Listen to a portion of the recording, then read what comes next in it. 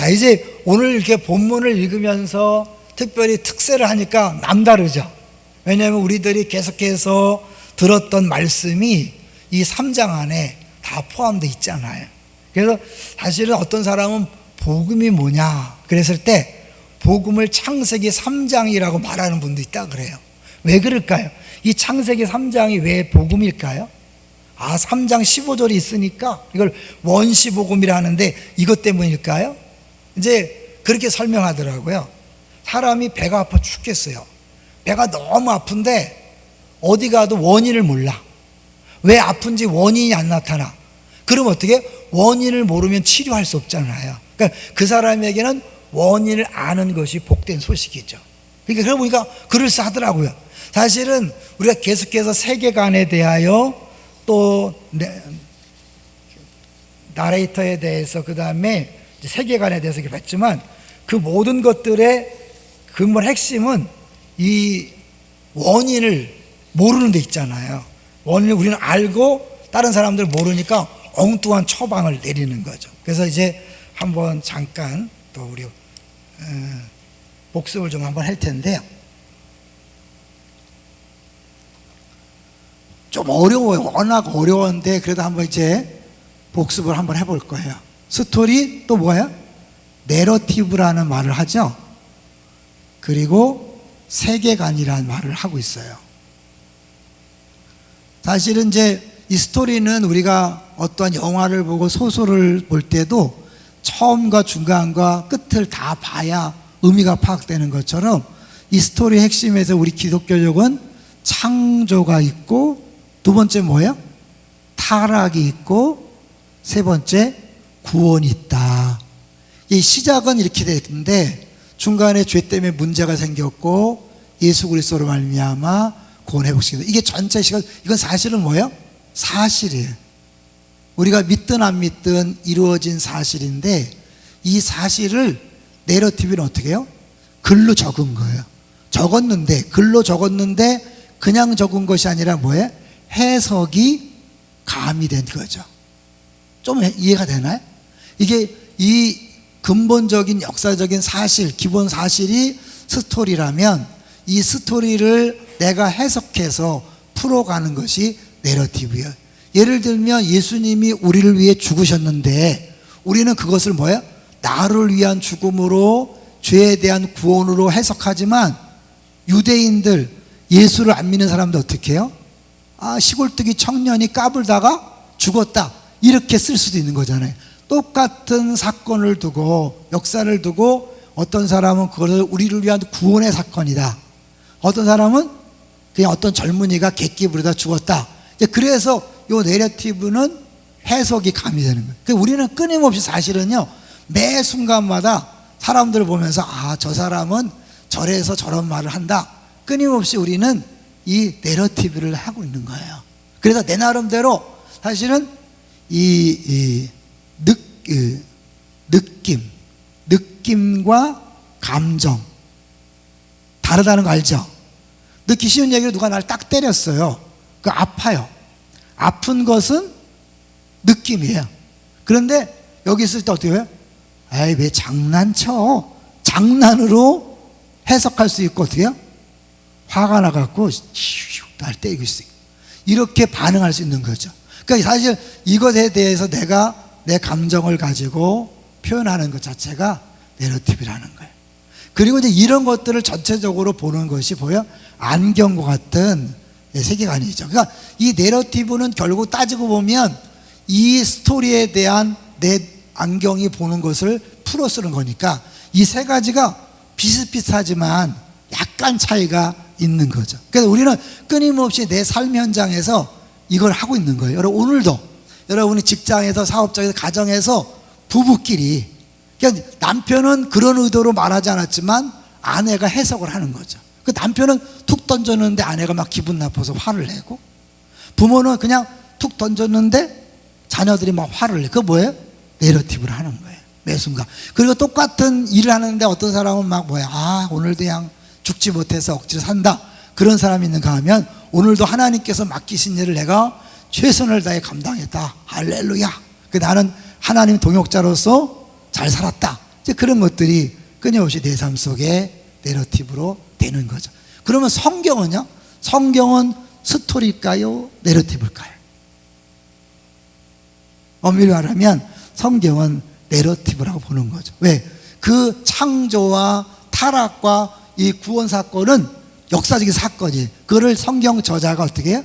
해석을 실어서 써놨기 때문에 성경을 내러티브라고 그렇게 하는 거죠. 너무 어려운가요? 우리가 새벽에 들었기 때문에 이게 좀 한번 같이 생각해 봤어요. 자, 그럼 구체적으로요, 이제 우리 그 신조에 대해서 같이 한번 보겠습니다. 신조 6번과 7번. 자, 6번. 이제 오늘 이 3장에 대한 내용이기 때문에 미리 한 거예요. 시작.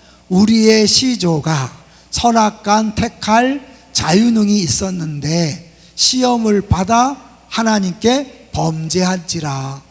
아담으로부터 보통 생육법에 의하여 출생하는 모든 인종들이 그의 안에서 그의 범죄에 동참하여 타락하였으니 사람의 원죄와 및 부패한 성품밖에 범죄할 능이 있는 자가 일부러 짓는 죄도 있은즉 모든 사람이 금세와 내세에 하나님의 공평한 진노와 형벌을 받는 것이 마땅하다. 좀 놔둬보세요.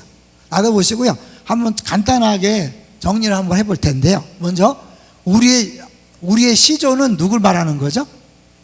아담과 하와죠. 아담과 우리의 시조. 선악간 택할 자유능이 있었다. 하나님이 자유의지를 줬다는 거죠. 이해되시죠? 내가 따먹을 수도 있고 안 따먹을 수 있었어요. 하나님은 그렇게 우리를 특별한 존재로 만드신 거죠. 그런데 어떻게? 시험을 받았어요. 누가 시험했죠? 사단이 뱀을 통하여 시험을 했죠. 시험을 받아 하나님께 뭐 했어요? 범죄한지라. 이게 사실은 이제 우리 이 기독교를 제외한 모든 종교와 모든 철학과 구분되는 점일 거예요. 모든 철학과 종교는 이 세상이 잘못된 원인이 어디 있다고 생각해요? 어떤 사람이나 어떠한 다른 눈에 보이는 어떤 물질, 그런 환경 때문에 됐다고 그러는 거죠. 악당을 만드는 거죠. 우리는 사람은 절대 다 똑같고 사람이 아니라 죄다. 계속 새벽에 얘기했어요. 자, 범죄한지라 아담으로부터 보통 생육법에 의하여 출생하는 모든, 왜 이런 표현을 썼을까요, 여러분? 왜 이런 표현을 썼을까요? 보통 생육법은 뭐예요? 아버지와 엄마가 관계를 맺고 그래서 태어나는 것이 보통 생육법이에요. 자, 그런데 이 보통 생육법에 다르게 태어나신 분이 한 분 있죠. 누구예요? 예수 그리스도. 생육법이 아니라 처녀의 몸에서 성령으로 잉태했잖아. 이 생육법이 아니고, 왜? 만약 똑같은 생육법으로 태어났다면 예수님이 우리 대신 죽을 수 있다 없다?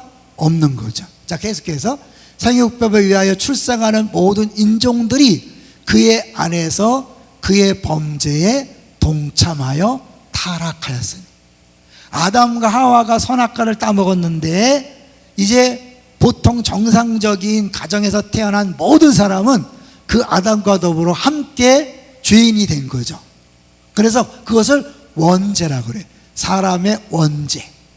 원죄와 및 부패한 성품밖에 범죄할 능이 있는 자가. 능이 없는 자 표현이야. 근데 능이 있다 뭐예요? 범죄할 능이 있는 자 뭐예요? 범죄할 수밖에 없다는 거예요. 그 말은 뭐예요? 죄를 져서 죄인이다? 아니면 죄인이라서 죄를 진다? 많이 들어봤죠? 죄를 져서 죄인이 아니라 죄인이기 때문에 죄를 짓는. 왜? 여기 보니까 부패한 성품밖에 범죄할 능이 있는 자가. 성품 외에는 다른 능이 없는 거예요. 죄를 안 지을 수는 힘이 없는 거예요. 그러니까 반드시 죄를 질 수밖에 없어요. 일부러 짓는 죄도 있은즉 일부러 짓는 죄를 고범죄. 어디는 고범죄야. 있은즉 모든 사람이 금세와 내세에 하나님의 공평한 진노와 형벌을 받는 것이 마땅하다. 여러분, 공평이라는 거 중요한 거예요. 하나님이 우리가 죄를 졌는데 용서하면 어떻게 해요? 공평하지 않은 거예요. 그런데 하나님 우리를 용서했잖아요. 그럼 어떻게 하나님의 정의는 어디 간 거죠? 그래서 사실 우리들을 용서하기 위해서 하나님이 그 공의를 채우기 위해서 대가를 지불한 게 거죠. 누구예요? 예수 그리스도가 대신 죽음으로 우리의 죄값을 치른 거예요. 죄값을 치렀기 때문에 우리가 죄 없어지는 거지. 그냥 하나님이 너 그냥 무죄, 너 자유, 그런 게 아니에요. 그러니까 우리가 구원받는 데는 어마어마한 비용이 드는 거죠. 얼마큼 들었어요? 100만 원이 들면 100만 원짜리, 1억이 들면 1억짜리. 우리는 뭐예요? 예수님짜리. 하나님께서 그 아들을 우리 대신 죽게 하심으로 하나님의 공의를 만족시키시고 그런 거죠. 그 여러분이 지금 사실은요, 살아가면서 죄를 지면 어떨까요? 이것도 다 사실은 뭐야? 자범죄잖아요. 자범죄. 이 자범죄에 대하여 어떻게 해요? 끊임없이 우리가 보혈과 십자가를 의지하는 거죠. 그러니까 이건 내가 죄인입니다, 죄를 졌습니다 고백하기 전에는 결국 뭐예요?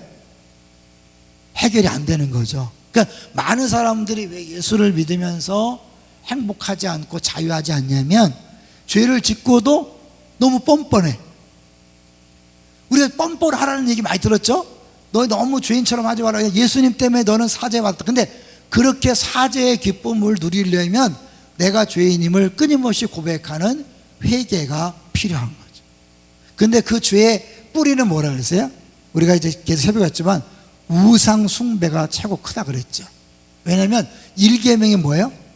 나 외에 다른 신을 두지 마라. 두 번째, 우상 두지 마라. 결국 하나님을 섬길 것인가, 우상을 섬길 것인가. 자, 오늘 이제 본문도 하나님께서 분명히 아담과 하와에게 뭘 명령하셨죠? 선악을 알게 하는 나무 열매는 따먹지 말라 그래서. 여기서 이제 여러분이 늘 궁금한 거죠. 왜 따먹지 않아야 될 걸 왜 갖다 놨는지. 평생 여러분의 질문일 거예요. 그죠? 하나님 어차피 먹으면 안 되는 걸 왜 갖다 놨을까요? 왜요? 사실은 그것도 뭐냐면 동산 중앙에다가 딱 이렇게 딱 심어놨어요. 이렇게. 왜요? 너가 언제 어디서나 항상 보면서 기억해라. 뭘 기억하는 거예요? 네 위에 나 있다. 그렇죠? 너는 창조주가 아니라, 스스로 있는 자가 아니라 피조된 존재다. 네 위에 나 있다. 내가 진짜 왕이고 너는 대리왕이다 라는 것들을 끊임없이 기억하라고. 그래서 뭐야? 동산에 있는 모든 것들은 다 네가 다 먹어도 되고 다 해야 되지만 딱 하나, 네가 주인이 아니고 네가 스스로 있는 자가 아님을 인식하라고 한 거죠. 그리고 이거 사실 뭐예요? 뭐뭐 하지 말라. 이 말은 뭐냐면 금지 조항이죠. 이 금지 조항이 있다는 건 뭐냐면 하나님과 언약 관계라는 것을 보여주는 거죠. 이 관계라는 것, 하나님과 관계를 맺었기 때문에 이 금지 명령이 있는 거예요. 관계를 유지하기 위해서. 그래서 사실은 이게 없다면 하나님과 아무 상관이 없는 거죠. 여기서 이제 너무 길게 하지 않겠어요. 그러니까 결국 여러분이 이제 두고두고 여러분이 어느 순간에 그냥 머리로 아니라 가슴으로 아 그렇구나 나에게 오면 되는 거예요. 자, 그런데 이제 결국 하나님은 먹지 말라 그랬어요. 근데 어떤 시험이 왔어요? 뱀이 와서 따먹어라. 따먹어도 죽지 않는다. 하나님은 죽는다. 반드시 죽는다. 그랬는데 아니다. 안 죽는다. 이건 하나님 말씀이고 이거는 사단의 말이에요. 어떤 말을 들어야 될까요? 당연히 대답은 하나님 말씀이죠. 근데 왜 하와는 따먹었을까요? 결국은 이 자유, 선택할 자유를 줬다. 하나님은 우리를 로봇으로 해서 그냥 일방적으로 사랑하게 하는 것이 아니라 자유스러운 선택을 통하여 하나님 말씀을 따르기로 원했죠. 왜냐하면 나를 사랑하는 자는 내 계명을 지키리니. 결국은 하나님은 하나님의 말씀을 주어서 이 아담과 하와 사랑의 관계를 계속 유지하고 누리고 싶었죠. 왜냐하면 인간을 창조한 것 자체가 성부, 성자, 성령의 사랑의 공동체에 그 사랑을 공유하기 위해서 만들었기 때문에 사랑을 나누기 위해서는 100% 자유함이 있어야죠. 왜? 자유로운 상태 속에서 선택해야 진정한 사랑이잖아요. 강제로 억제로 무서워서 하면 안 되잖아요. 그러니까 결국 하나님 그래서 자유를 줬는데 이거를 따먹고 죽었죠. 자, 그런데 하와가 먼저 딱 따먹었어요? 죽었어요, 안 죽었어요? 만약 하와가 먼저 따먹고 백설공주처럼 탁 죽었다, 그러면 아담은 따먹었겠어, 안 따먹었어요? 안 따먹었겠죠. 근데 하와가 먹었는데도 안 죽었어. 하나님은 죽는다 그랬는데 안 죽었어. 그러니까 결국 아담도 그걸 받아 먹었다는 건 뭐냐면 하나님의 말씀을 믿지 않은 거죠. 만약에 하나님 말씀 믿었다면, 오, 당신 먹었어? 죽었네? 빨리 뒤에 없고 어떻게 해요? 응급실로 달려가야 되지. 하나님 앞에 달려가야 되는데 같이 먹고 결국 뭐 우리는 부부니까 죽어도 같이 죽자 그러는지 죽은 거죠. 자, 그러면 죽는다 그랬는데 죽었어요, 안 죽었어요? 안 죽었어. 그럼 하나님 거짓말일까요? 아니죠. 여기서 이제 우리가요, 죽는다는 것이 무엇인지를, 이 죽음의 의미를 비포와 애프터로 나눠서 보면, 이제 그죠? 나눠보면 이 죽음의 의미를 알겠죠. 5가지의 의미가 있어요. 그래서 오늘은 이 부분을 좀 집중해 보려고 그래요. 5가지. 여러분이 많이 아는 말씀인데 특히 이 죽음에 대한 부분만 한번 집중해서 보고자 합니다. 5가지인데요. 먼저 한번 여러분이 성경을 좀 적어 놓으세요. 먼저 이제 인류와 하나님 사이에 이제 분리가 이루어졌는데, 창세기 3장 8절부터 9절까지 한번 보세요. 3장 8절 9절 8절 9절 시작.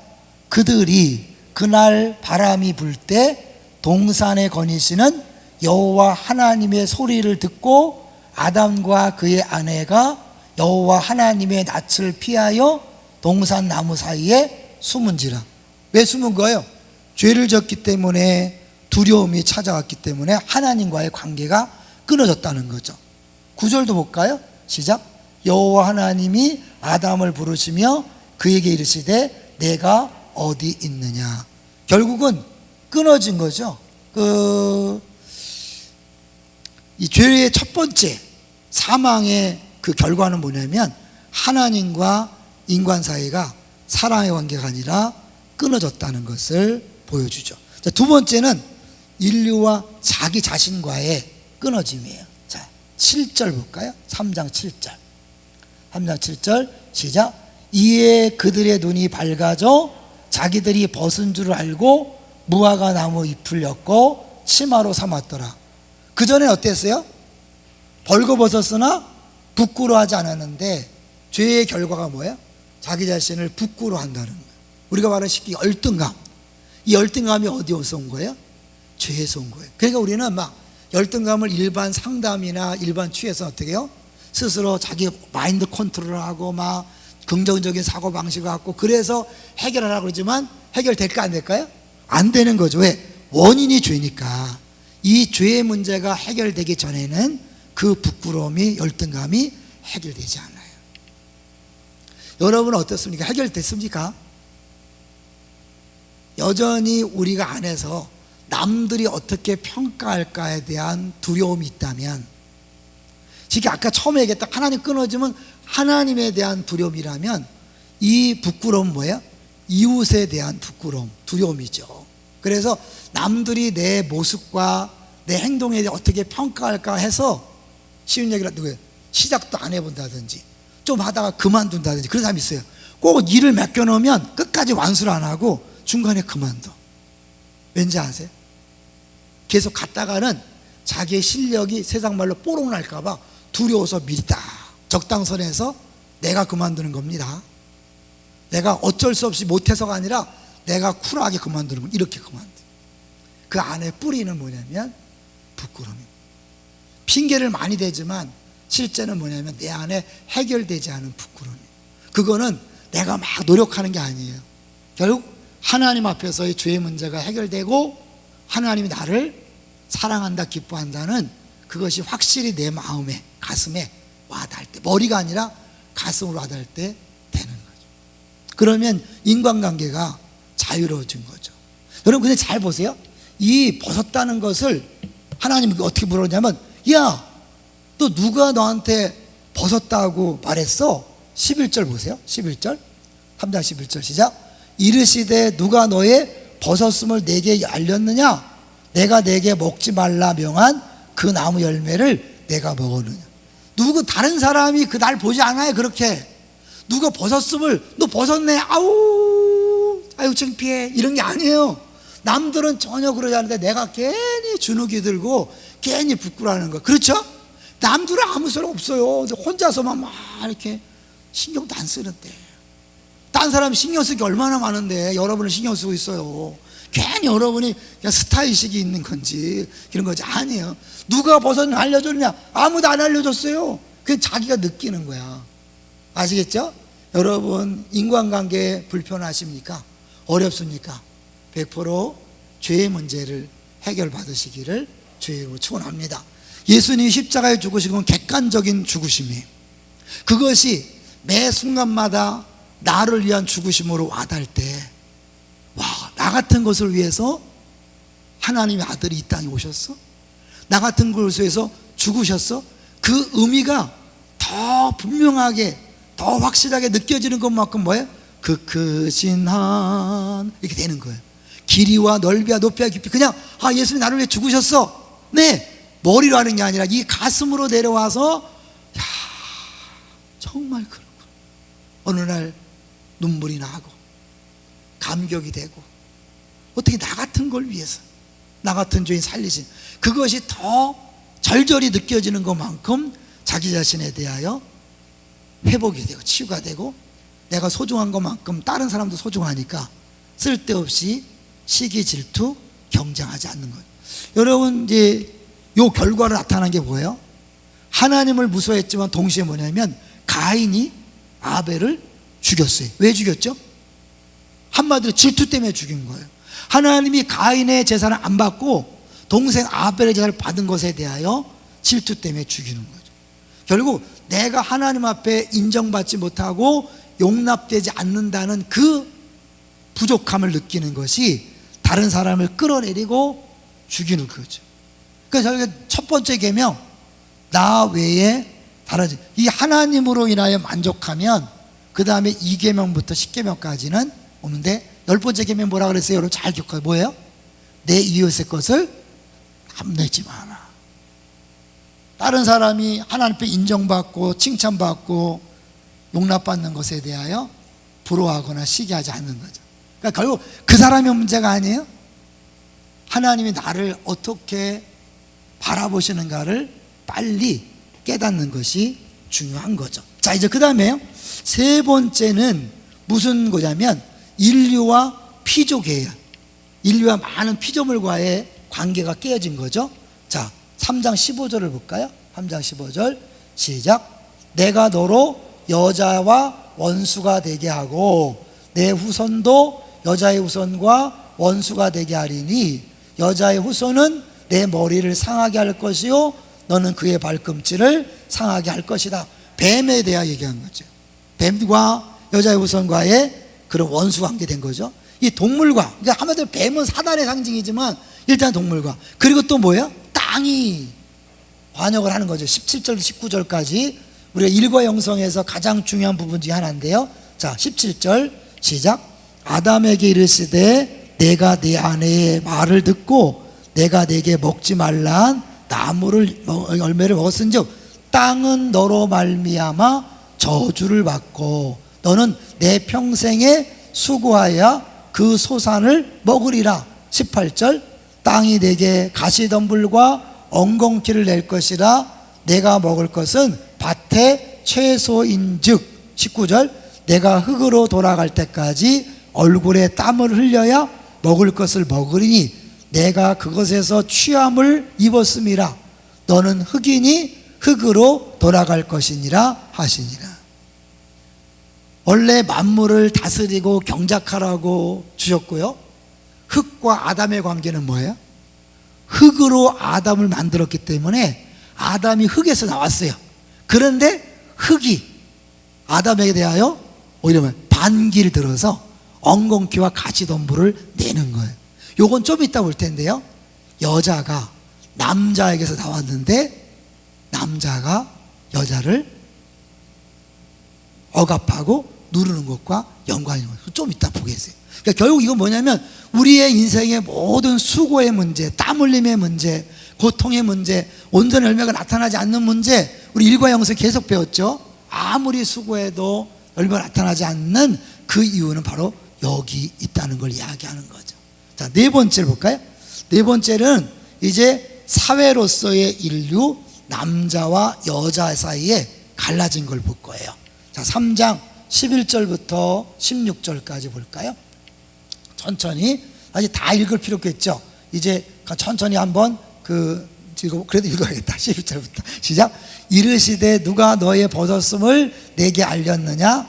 내가 내게 먹지 말라 명한 그 나무 열매를 내가. 그러니까 제일 먼저 누구에게 부끄러움을 느끼는 거예요? 남편에게. 그전에는 벌거벗어 부끄럽지 않았잖아요. 그 사실은 사랑해서 만나는데 남편과 아내가 늘 자존심 싸움을 하고 말에 상처받았다 그런 게 뭐예요? 결국 그 안에 해결되지 않은 부끄러움 때문에 무시한다 그러고 왜 이렇게 함부로 돼? 그게 뭐냐면 내가 건강하면요 누가 무시한다고 무시당하지가 않아.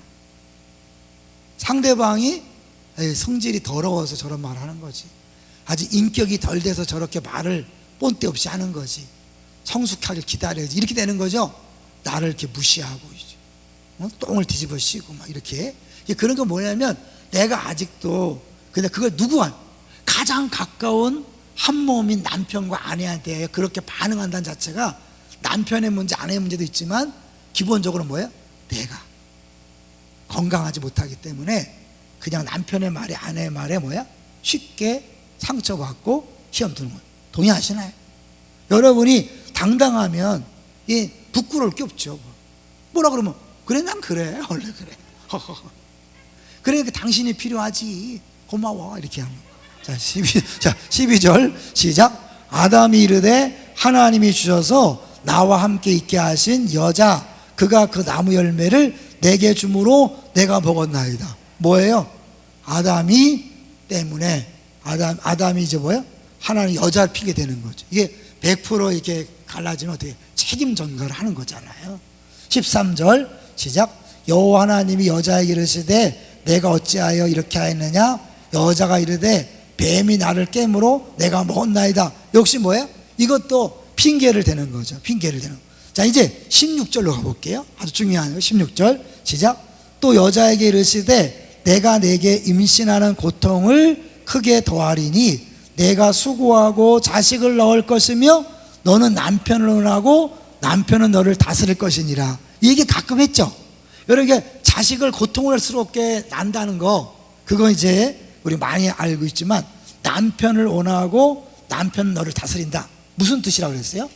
이게 신학적으로도 굉장히 민감한 부분이에요. 그런데 이제 공통적으로 보는 거 뭐냐면 4장 7절로 가보세요. 4장 7절에 보면 동일하게 원한다는 것과 다스린다는 게 나와요. 4장 7절 시작. 내가 선을 행하면 어찌 낯을 들지 못하겠느냐? 선을 행하지 아니하면 죄가 문에 엎드려 있느니라. 죄가 너를 원하나 너는 죄를 다스릴지니라. 죄가 너를 원하나 너는 남편을 원하고 남편은 너를 다스린다. 여기 뭐예요? 너는 죄를 다스릴지니라. 여기서 잠깐 이제 재미난 게 뭐냐면요, 이 원리가 아담은 어떻게 해요? 흙에서 나왔잖아요. 흙으로 지었으니까. 흙에서 나왔기 때문에 흙과 하나인데 흙이 가시덤불과 엉겅퀴를 내는 거죠. 그러니까 그 원래 나왔던 그 존재가 거부를 일으키는 거예요. 자, 여자는 누구에서 나왔죠? 아는 것처럼 갈비뼈로 만들었잖아요. 그러니까 남자에게서 나왔어요. 근데 남자가 어떻게 해요? 너를 다스린다. 누르는 거죠. 근데 여기서 어떻게 해요? 여자가 하는 건 뭐냐면 여자는 남자를 원한다. 근데 이 원하는 게 뭐예요? 아까 했던 것처럼 죄가 원하는 것과 같다는 거죠. 그러니까 죄가 어떻게 하든지 잡아먹으려고 하는 것처럼, 맹수가 잡아먹으려고 하는 것처럼 끊임없이 여자가 남자를 잡아먹으려고 하는 거예요. 그런데 하나님이 남자를 머리 세웠기 때문에 남자는 절대 안 잡아먹히려고 그래. 그게 뭐야? 세상은 평화원하지만, 가정은 평화원하지만 끊임없이 여자들은 남자를 이렇게 막 하려고 그래. 그러니까 여러분이 알게 모르게 그냥 잔소리가 자꾸 늘어나고 이렇게 하는 게 어쩔 수 없는 죄성이 괜찮아요, 여러분.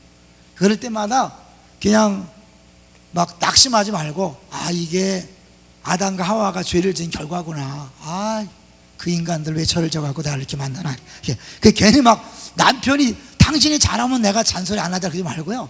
아, 이건 죄성이구나. 이렇게 생각하지 해야지. 우리끼리 싸우면 안 돼요. 알았죠? 이게 인류의 시조야, 이렇게 돌려야 되지. 그러니까 결국 끊임없이 여자가 남자를 원해서 맹수가 잡아먹은 것처럼 맨날 호시탐탐 남자를 잡아먹고 막 하려고 그래요. 그 남자 어떻게 해요? 견딜 수 없으니까 막 윽박지르고 싸우고 막 그러는 거지. 끊임없는 그것이 어디서 왔냐? 남편의 잘못, 아내의 성격의 문제가 아니에요. 이거는 다 죄의 문제니까 우리 부부끼리 싸우지 맙시다. 할렐루야. 남편의 성격이 이상해, 그게 아니에요. 이상한 게 아니에요. 아내가 이상한 게 아니라 다 이 죄성이니까 우리는 그거 있잖아요. 이게 세계관이 이거를 원인을 잘 알아 해결책이 나오는 건데, 그런 부분에서 어떻게 해결책은 뭐지? 해결책은 남편을 바꿔라 안 바꿔라 아니라 성령 충만하라. 에베소서에 보면 성령 충만하라. 그게 뭐예요? 피차 복종하라. 아내는 남편에게, 남편 아내에게 복종함으로 이 관계를 넘어서는 거죠. 그 복종의 안에 뭐예요? 사랑인 거죠. 자, 이제 마지막 다섯 번째 요거 하고 마칠게요. 인류와 생명 간에 문제가 생긴 거죠. 자, 3장 22절 우리가 안 해봤지만 22절부터 24절까지 읽어보겠습니다. 시작.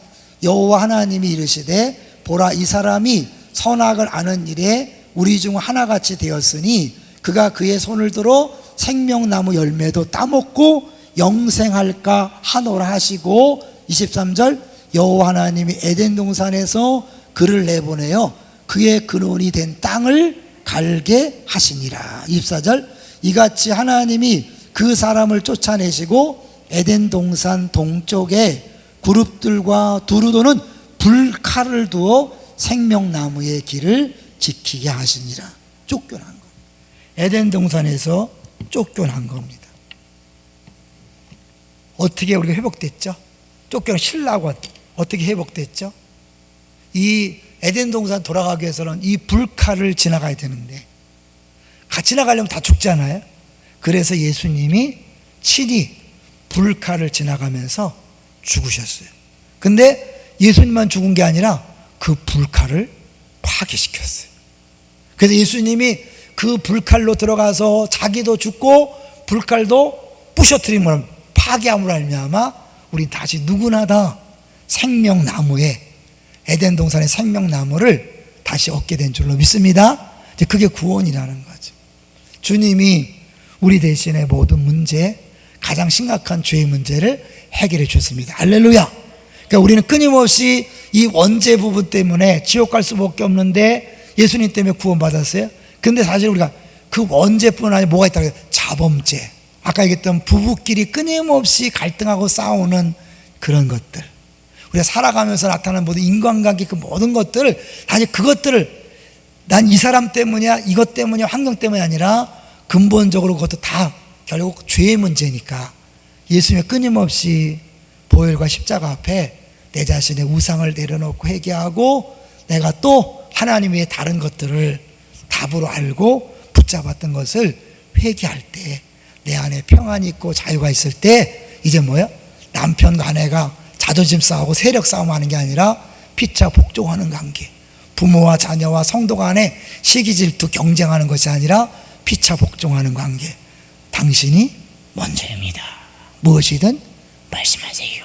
섬김은 나의 기쁨입니다. 이렇게 조그맣게 하면 안 되고 섬김은 나의 기쁨입니다. 이렇게 그렇게 살아가시기를 주의 이름으로 축원합니다.